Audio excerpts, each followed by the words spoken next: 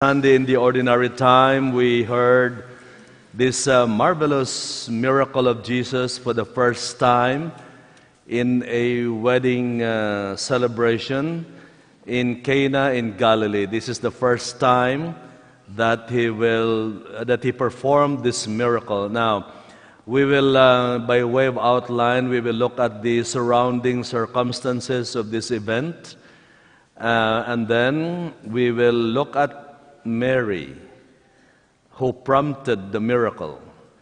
And then we will look at the popular devotion on Mary, one of the most prominent and common devotions to her as Our Lady of Sorrows.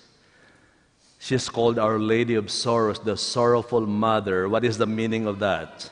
In reference to her role in our salvation with Jesus, and then we will apply the message to our own everyday life and the relevance of the theme of this miracle to our own experience, and hopefully help us become better people and draw us closer to family and to God.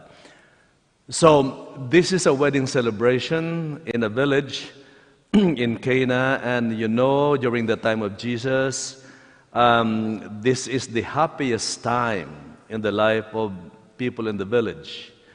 Everybody is involved. It is the celebration of the whole town, and this is where the people really, this celebration runs for hours and hours, and everybody comes, you know, to do this, and they enjoy a lot, and therefore, running out of wine is a serious problem in a wedding celebration like this. You know, you have a problem if your wine is running out, and especially if the liquor stores are closed already and you don't know where to go to get, and the people are still there celebrating. So, this is a serious problem. Now, Jesus, this is the first time that he did public ministry in his province.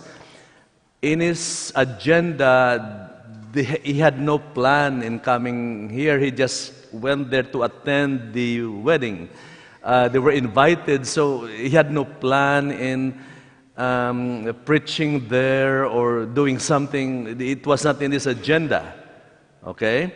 So he had no plan. He just came to celebrate with friends and have a good time in a banquet like this. So, as they ran out of wine, Mary, the mother, approached him. He said, "Son, they're running out of wine."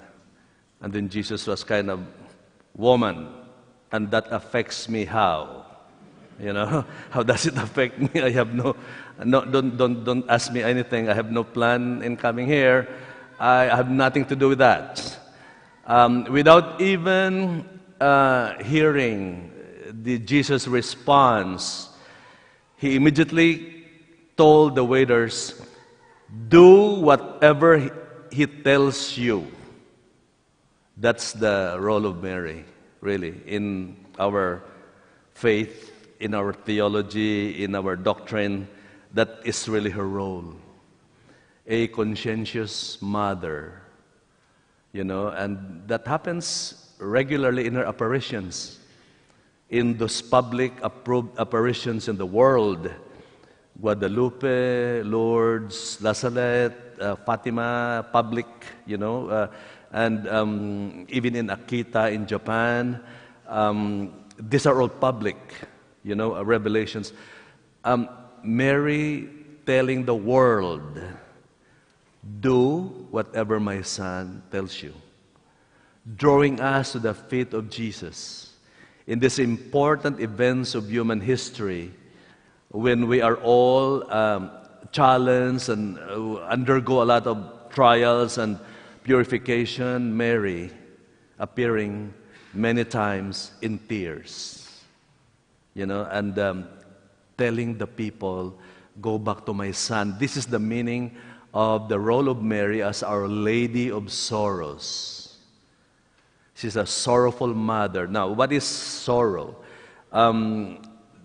It's one of the emotions. There is a distinction between sadness and sorrow. They are two different things. When you are sad, it's about self. You feel bad because you're hurt, or you lose something, or you miss something, or you were hurt. It's about self. Sorrow is not about self. It's about the other person that you care for, that you love. You don't want that person to get hurt. That is sorrow. You don't want that person to feel bad because you care for that person and that person is important to you. You don't want that person to be hurt.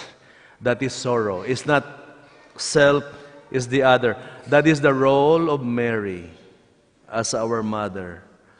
Thinking of us, being concerned in our history, even now, individually, the mother, concerned, who loves us. So, we go back to the life of Jesus. One time, Jesus was in the midst of the crowd, thousands of people. He was preaching. He was doing great things. One woman stood up from the crowd.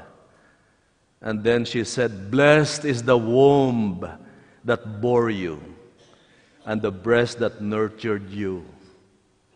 Blessed is your mother." From the woman, from the crowd. Telling us, what is the message?